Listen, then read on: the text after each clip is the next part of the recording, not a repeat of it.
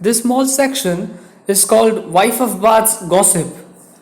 Now, as we know from the previous section, Wife of Bath actually have started describing the fifth husband, and in this section, this small section, she tells us how he first met this fifth husband. The man who later first met the man who later becomes her fifth husband. My fifth husband, may God his spirit bless, whom I took all for love and not riches. So this is the fifth husband, and her selection of the fifth husband is kind of a departure from her usual marital choice. Now, how did she choose the other husbands? The first three she chose because they were both old and rich. And even the fourth husband she chose because he was rich enough at least to keep another mistress. So only this fifth husband, it's different because this time she chose looks over riches. Had been some time, now she goes on to describe the fifth husband and how she met her for the first time, how she met him for the first time. So he had been some time a student at Oxford and had left school and had come home to board, with my best gossip dwelling in our town. Now, the fifth husband, I should tell you that he's called Jenkin, the clerk. Now, he had been a student of Oxford for some time, and from where he had just returned to the town where Wife of Bath lived. And this man, he took rent of one of the house of Wife of Bath's friend. Now, that's how they first met. God save her soul. Now she goes on to describe her friend. God save her soul. Her name was Alison. She knew my heart and all my privity better than did our parish priest, so help me. So this best gossip, which she says, with my best gossip, and her name was Alison. So Wife of Bath had a gossip maid, a friend with whom she could always gossip, who knew all her secrets, and this friend, she knew her more closely than the priest, and she knew more of her secrets than the priest.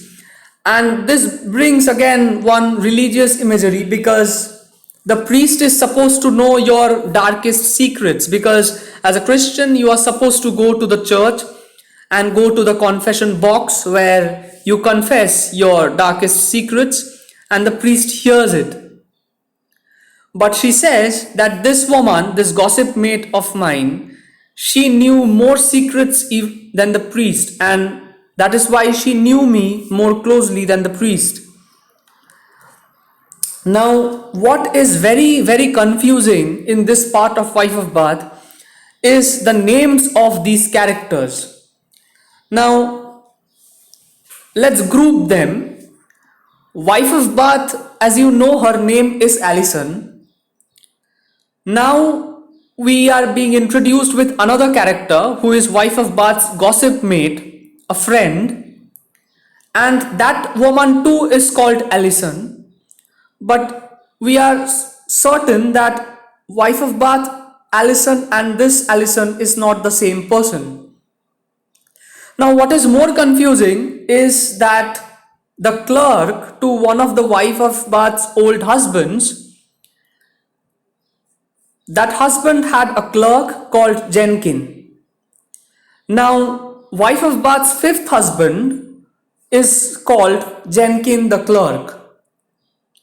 And we may or these two Jenkins may or may not be the same person. it might be possible that one of the old clerks, because both of them were clerks, one of the old clerks had gone to Oxford and then returned to Wife of Bardstown. And this Jenkin might also be a different Jenkin. We do not know. What is important to note is that Chaucer is using generic names for his characters.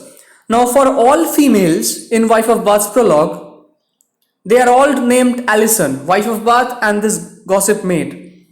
And all the male characters, the clerk to the old husband, and Wife of Bath's fifth husband, who is also a clerk, is called Jenkin. Now, this is because Chaucer treats his characters as groups, and because this Wife of Bath prologue is about gender, there can be only two groups, men and women. So all the men are called Jenkin and all the women are called Alisons in this prologue. Now from there we continue. To her confided I my secret soul, for had my husband pissed against a wall or done a thing that might have cost his life, to her and to another worthy wife, and to my niece whom I loved always well, I would have told it every bit I tell. So this whole group she had formed, and we understand that Wife of Bath was never the greatest keeper of secrets. She always divulged her secrets to all these women, that group she had formed.